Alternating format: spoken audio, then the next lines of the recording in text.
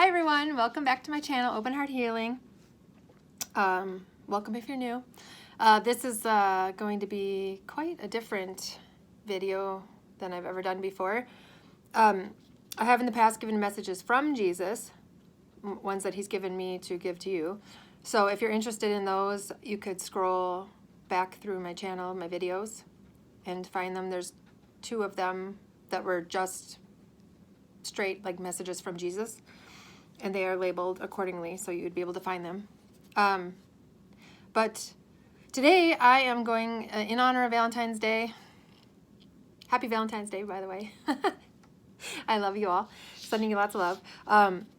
In honor of Valentine's Day today, I am reading my love letter to Jesus, which feels kind of awkward to me, like that I'm going to put this out into the world. But then I remember that like hardly anyone watches these videos, so it's, oh, good. It's fine. I can do it. I can do this.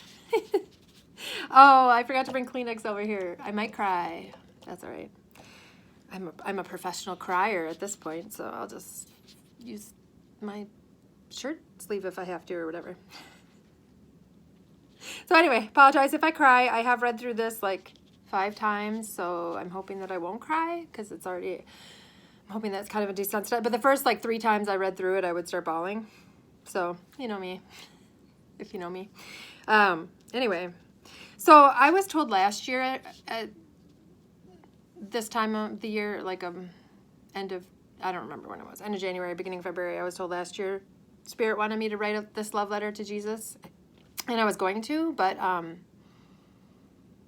then I was going through a really tough time. If you were with me then, maybe you remember, I don't know. But I was experiencing a pretty big depression, and I just couldn't, actually, that wasn't what kept me from writing it last year. What kept me from writing it was, the time went by too fast, and all of a sudden it was Valentine's Day, and I hadn't written it, and I figured it was too late. But then Jesus ended up giving me my Valentine's Day presents last year, like 2 to 3. He gave me 2 presents, and they were like 2 to 3 weeks after Valentine's Day, but they were my Valentine's presents. So I guess I probably should have still written this letter last year, but you know, better late than never.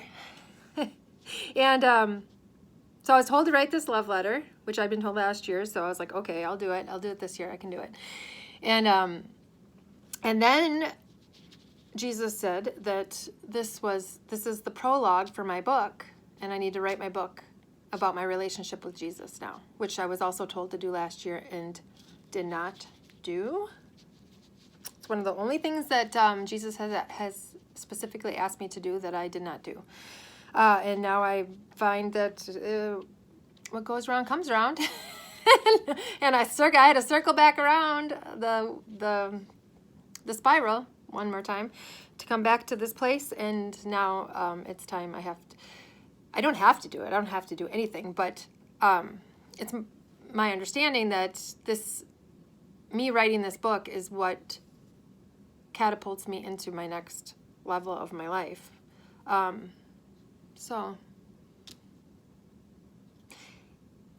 and Jesus said, unless you want to go around the wheel again, go around the cycle again. And I was like, oh, no thanks.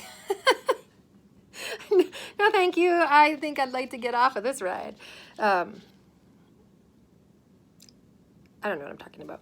Okay, so anyway, as you can tell, I'm like nervous. I'm nervous. I'm not on camera often anymore. I'm getting old, you know. So I don't like to be on camera anymore now that I'm like wrinkles and saggy. Ugh, whatever. It's fine. Jesus just told me that I'm beautiful. No matter what. No matter what I look like on the outside, I am beautiful. And that's in this letter. So thank you, Yeshi, for that. See? He's giving you real examples of what's in this letter here. So this letter is, like I said, it's going to be the prologue to my book, and it's my love letter to Jesus, and it's just all the ways that he has shown up for me, and all the ways that he has been the perfect man for me. So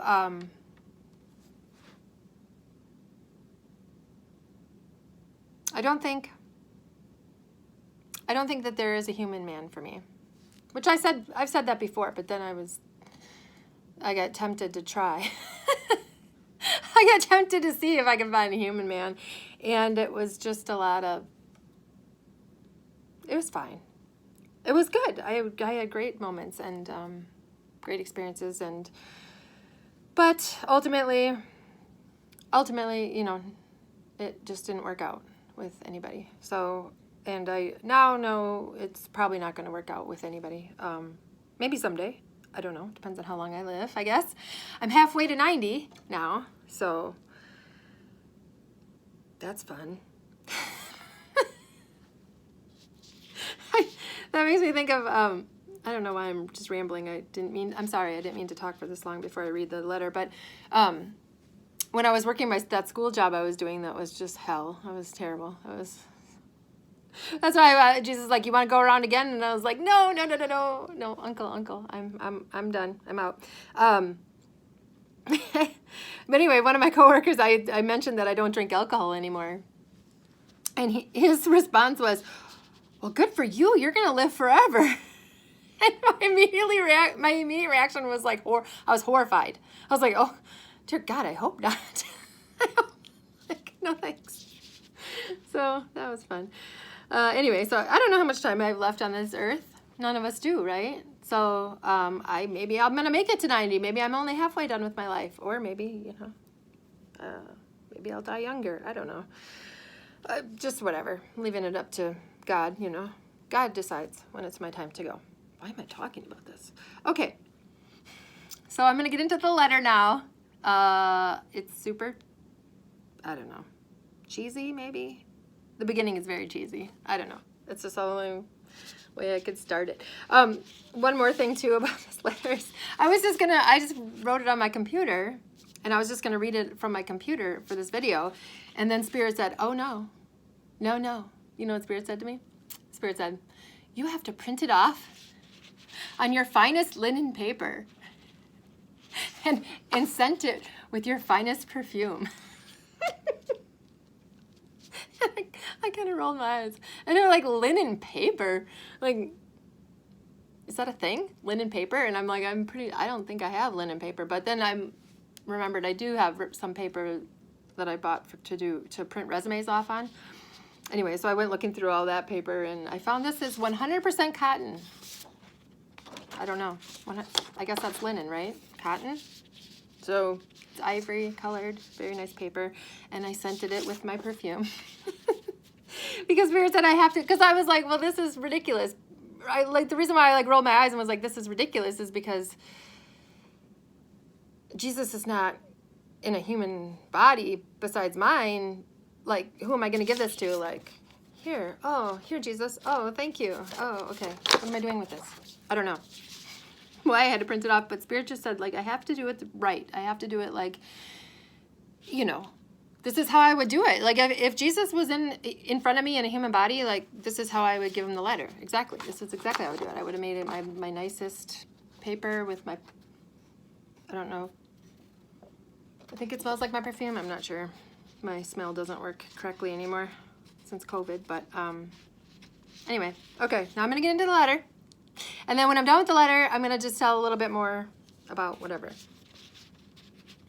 So, first of all, I have to tell you that Yeshi is what I call Jesus because it's a pet name that he gave to me to call him. He gave me permission to call him Yeshi. That's what I'm supposed to call him, or what I can call him. And that's what I do call him. I call him Yeshi. And he calls me Sweet Pea. And that's a little inside joke because my twin flame used to call me Pea. And because my twin flame did not step up to complete this mission with me, I have to do it on my own and with Jesus, because my twin flame was supposed to be the Jesus half of this counterparts. He did not choose to accompany me on this mission. So anyway, so Jesus stepped up, which is in the letter. And anyway, he calls me Sweet Pea. And that's a little nod, a little homage to my human twin flame, whose birthday happens to be today. Which that'll make sense in the when I read the letter too, a little bit. Okay, so today is Valentine's Day, 2023. Oh, Yeshi, my Yeshi. That's a little Dead Poet Society reference for those of you who know. That's what came to me when I started writing the letter. Oh, Yeshi, my Yeshi, how do I love thee? Let me count the ways. I told you it was going to be cheesy. That's the cheesiest. I wanted to change it, but Spirit said, no, just leave it. So I just, whatever. So this is like a rough draft pretty much of what my prologue for my book is going to be. I think I'll probably end up editing it or whatever as need be when the time comes. And I have no idea when this book will be finished. I just have to get going on it. Like, that's my mission right now, is to write this book. But first, Valentine's Day and the letter. Okay, I'm starting over now. Oh, yeah. Oh, Yeshi, my Yeshi, how do I love thee? Let me count the ways. You have done so much for me, I don't even know where to begin. Since that fateful day, towards the end of 2019, when I opened the door of my heart to you, you have been with me in one capacity or another. Our relationship has progressed over time. At first, you only came in once in a while to give me a message or telepathically communicate with me. Then, for a year and a half, you were mostly away, working on a most important project. But you were always right there if I called you. When you finally returned, you came in fully to stay for good. You couldn't stand to see me alone anymore. Oh, I didn't think I was going to start getting choked up already. I didn't cry at this part before. I had paid my dues, so to speak, and I deserved to be fully loved. You stepped up when there was no one else who could do it. I learned that I would never be alone again. You are always right here with me through it all.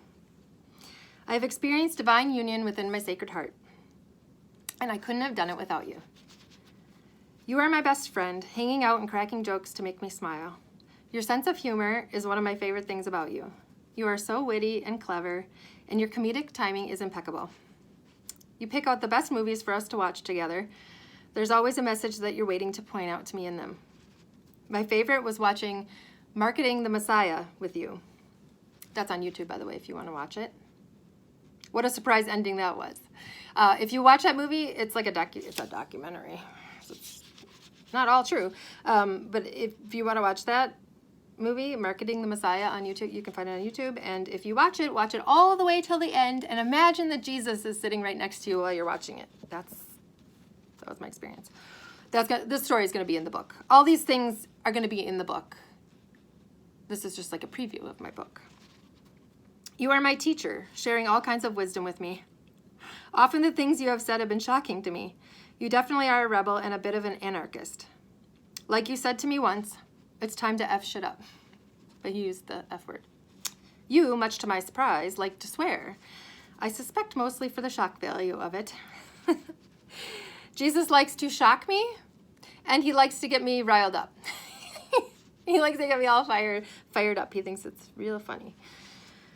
Anyway, you are my comforter, always there to help me through the tough times. You are my rock. You hold me down and keep me grounded when I start to panic. You wipe my tears and hold me when I'm sad and overwhelmed by life. You never fail to cheer me up when I am down. You remind me of your love, of God's love, for me, a love that can never be diminished or falter. You are my cheerleader, reminding me of my purpose when I forget. You always encourage me and boost my confidence when it becomes deflated. When my ego starts saying negative things about myself, we've all been there, huh? You are quick to jump in and remind me that it isn't true. You have helped me learn to love myself fully.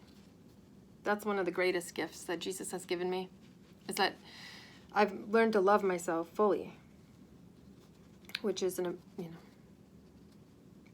great thing to experience. You are my savior, but not in the traditional way. You showed me that although struggling may be part of life, suffering is optional. You helped me. Oh my gosh, you guys. This is okay. I thought I was going to be much better than this. I'm not crying. You helped me see the bigger picture and to know what is happening in this moment is just a drop in the bucket of all that is. You have been an example of what every human being is capable of. Thank you for being the truth, the way, and the life. You are my protector, my very own personal bodyguard. If anyone comes to me, they had better be prepared to be seen by you. You alert me to others' true intentions. You show me the condition of their hearts. And if someone is not healthy for me, you let me know in no uncertain terms that it is for the highest good for me to tell them goodbye. Although this has probably been the most difficult part of the journey for me, it's definitely the most difficult part, I know you are ultimately showing me what is right for me in this life, and I trust you above all others. You are my provider. I know that all my needs will be met if I follow your guidance and direction. You made sure that I would be able to survive financially when you left in 2020, so that I would be taken care of while you were gone. You bring people in who can help me, and others who I can help. Sometimes you bring people in just to have me interact with them, so you can see what they do. And whenever someone doesn't treat me right, you have me walk away with love. Although it is so hard sometimes, I know that I will always be taken care of if I follow you. Most importantly, you are my beloved Yeshi. You are strong where I am weak. We complement each other perfectly. You have loved me in a way that I have never experienced before. You are the perfect man, the ultimate divine masculine. You are a gentleman. You never miss an opportunity to compliment me and make me feel like the most beautiful woman in the world. It's true. Nothing brings you greater joy than to see me smile. You spoil me on Valentine's Day because you know how hard this day can be for me, as I previously mentioned why.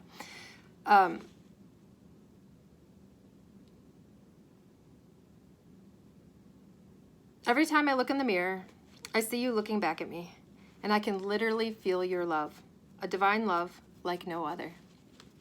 Thank you for allowing me to experience this love with you.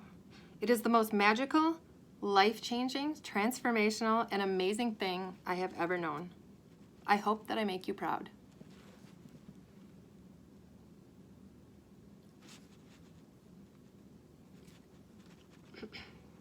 Sometimes I feel that you do so much for me that it is imbalanced. But then you remind me that I please you when I do God's will, and that I have the most difficult part. And that's true. It's easy for him. I'm the one who's, doing the hard work, I guess. I don't know what the future has in store, but I'm excited because I know that with you, it will be nothing less than miraculous. Love always, Sarah. So, that's my letter to Jesus for Valentine's Day, the prologue of my book. And I was going to say it in the middle of the letter, but then I didn't want to interrupt the letter too much. So Jesus did give me my Valentine's Day present yesterday, a day early. So last year it was he gave me a painting and a song, and they were both like 2 to 3 weeks after Valentine's Day. But he told me that they were my Valentine's presents last year. And then this year I thought I wasn't sure if I would get anything from Jesus or not this year. I mean, but of course I did. And it was yesterday. And it was not, it was magical, but it wasn't like, last year, it was like very grandiose. He was trying to make me feel better last year because I was so depressed. Giving me like so romantic, right? Giving me commissioning a painting and composing a song for me.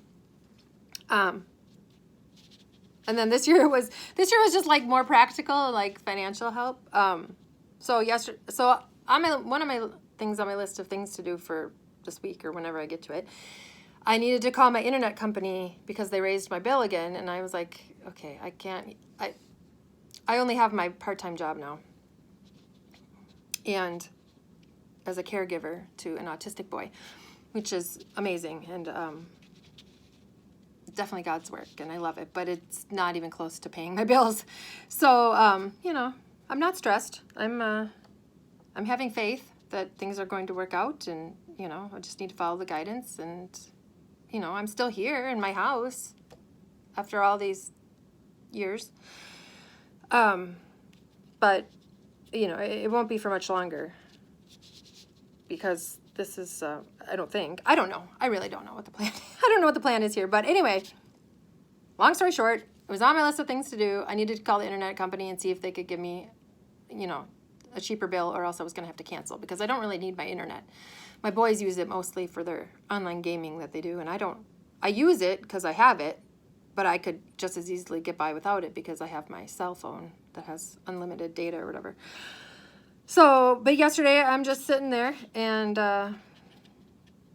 my phone rings, and it's an Indianapolis number, and I'm like, it has to be like a telemarketer, right? And I'm like, I don't know. But Jesus was like, answer it. I'm like, all right, hello? And it was, yeah, it was like this lady, and she's like, this is Allie. I think her name was Allie. This is Allie from your internet company.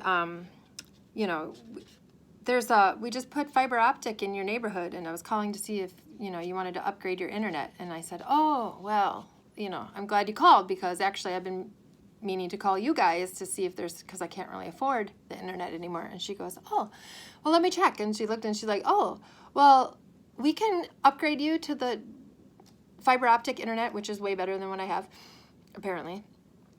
And she's like, we can upgrade you, and it'll only be $10 a month. I was like, what? And Jesus said, Happy Valentine's Day. I was like, thanks, Yoshi. That was pretty awesome. So yeah, you know, I'm 45 years old, and I've never had my internet company call me up and tell me I'm going to get way better internet for $10 a month. So that was pretty cool. So anyway, when my boys got home yesterday from school, I told them about, or I didn't tell them actually till later, till I was done with work, but it doesn't matter. I told my boys about it. I was like, oh, my younger son is much more receptive to Jesus, and he believes me. He knows that this is true, that it is Jesus who is communicating with me, and, you know, whatever. Because, you know, most people don't. Most people will look at me and go, you are nuts, which is also why I'm nervous about recording this video, and then what comes after of writing this book. And like, if I publish this book, and people are going to mock me, they're going to, you know, hate on me. But it's okay, because I'm used to being hated on. So, you know, I don't really let it get to me too much anymore. Also, my older son, he's an atheist. So he's been my practice of hater for these last few years since Jesus has come in, and I've really been talking a lot about Jesus and stuff. He's mocked me, ridiculed me. You know, he's a teenager, so I'm going to give him a pass on that one. But so he doesn't really believe me, or he says he doesn't believe me. But yesterday, when I told him about that, the internet company calling me and just being like, here you go, I could tell, like, he was like, he said he didn't believe it, but I could tell, like, in his heart, he was feeling it. He was feeling it. He was feeling the truth. He was feeling that it was true. So that was nice. Anyway, so yeah, and then Jesus said he gave me my Valentine's Day present a day early, so that there wouldn't be any pressure for today, and I would be all like, you know, just happy today, so I could do this video and everything. So thank you for being here with me, for witnessing my love letter to Jesus, which is a little strange to put that out to the world. But I guess this is my life now. And that's what I also was going to say, is that it's time for me to like fully step up and step into my mission that I came here to do, because the thing I learned the most from doing that school job was that, you know, when I was working in a school, I couldn't be who I really am. I couldn't talk about God and Jesus. You can't talk about God and Jesus in a public school. So I had to I tried to think of it as like I was like incognito. I was like a spy for Jesus, which is what it kind of was, but it really wasn't fun to live that way. Like, I couldn't be myself. I couldn't be my true, authentic self. And so what I learned from that experience is that I'm never going to compromise again. I'm never going to do that again. I'm never going to have a job where I can't be honest about my experiences. I am a Christian mystic. That is who I am. And that is like one of the most important things of who I am. That's one of the main reasons it is the main reason that I came here. And so to do anything where I can't talk about that or be transparent about that is not in alignment with my soul and my heart. So I will not compromise anymore. I guess now I'm just gonna be the full crazy lady who's in love with Jesus. All right, sounds like a plan. So anyway, Jesus told me too that eventually I'm going to be coaching people or ministering to them or whatever. I don't know how it's going to be worded or whatever, but I'm going to like help people to be more like Jesus. So if people are struggling with their baggage and the gunk in their heart is how it was told to me, and so how I always described it is like our hearts, we need to purify our hearts. We need our hearts to be pure. Oh, I should have worn my heart necklace. Shoot. I didn't think of that. The goal is to purify our hearts and to have pure hearts. And so, and that's how we can be like Jesus, because Jesus had a completely pure heart, open heart, right? And so that is the goal for all of us as humans. Like that's what we're supposed to do is if we want to, I mean, not all of us maybe, but a lot of people, like this is what you, I don't like to say should be doing, but everyone has the potential to be like Jesus is what Jesus wants me to tell people. And so if people need help figuring out how to be more like Jesus, if they want to learn how to like clear the gunk out of their heart and have a pure heart and to like let go of their baggage and heal their wounding, and it's just, yeah, that's what I'm going to be here for. I'm going to be here to just help people, like guide them. Not that I'm perfect. I'm certainly not perfect. If you know me, you know I'm not perfect. I make mistakes all the time, but I try, I make fewer mistakes than I used to. And when I do make mistakes, Jesus or Spirit or somebody, or just myself, my conscience, will let me know that I've messed up immediately, and then I try to make amends for it right away so that it's, so that I don't incur any karma for it. So I'm not perfect. I make mistakes. Everybody does. We're all human, and we're all going to always make mistakes. None of us are ever going to be perfect, but we can improve ourselves. We can purify our hearts. We can be like Jesus if we want to, if we try and we choose it. So that's what I'm going to do is I'm going to just help people who are interested in my help, who resonate with my energy, who can feel Jesus with me. I have a few beautiful friends who have stood by me and who believe in me and who have felt Jesus with me, and they know that I speak the truth, and most people don't. Most people laugh at me, or probably, I don't know. They don't really laugh to my face, I guess. But I imagine that behind my back, people are laughing at me and saying I'm just, Sarah's lost her mind. And sometimes I think that too. I'm like, am I just crazy, or is this really happening? I do question it sometimes because it's like, this is quite unbelievable, this story of my life. But I've experienced it, so I know it's real. Like, Jesus tells me things that, like, I could not come up with in a million years. Like, he's always blowing my mind. And I'm like, I can't blow my own mind. That doesn't make any sense. I mean, I guess your higher self could blow your own mind, which is kind of what this is like. But I don't know. It's real. That's all I can say. And you either believe me or you don't believe me. And if you don't believe me, it's fine with me. What difference does it make to me if you don't believe me? I'm here for the people who believe me and who know that I'm speaking the truth. And yeah, who resonate with me. So anyway, that's down the road though, the coaching. I have to write this book first. I can't do coaching until I have this book written. Otherwise, I'll never get this book written. And also there's the financial aspect of it that I can't, I don't know. It's complicated, I guess. Things are complicated sometimes, or in some ways, I guess, is how I would say it. So, okay, well, this video is longer than I meant it to be. I was hoping for 20 minutes, but then I just started talking. So thanks again for being here. I love you. I hope that you're having a great Valentine's Day, or if you're watching this a different day, I hope you had a great Valentine's Day, and I'm sending you lots of love, and Jesus is sending you lots of love. And yeah, I don't know if I'll make it. I mean, you know me. I just make videos whenever I'm inspired to make them, whenever I'm told to make them. And so I don't know when my next video will be, but when my book is written, for sure, I will let you guys know. And yeah, well, I just have to take it one step at a time. So right now I have to focus on writing this book and telling all the stories and giving all the examples of how Jesus was all of these things to me over these last few years. So I appreciate you. I love you. And I will see you next time. Bye.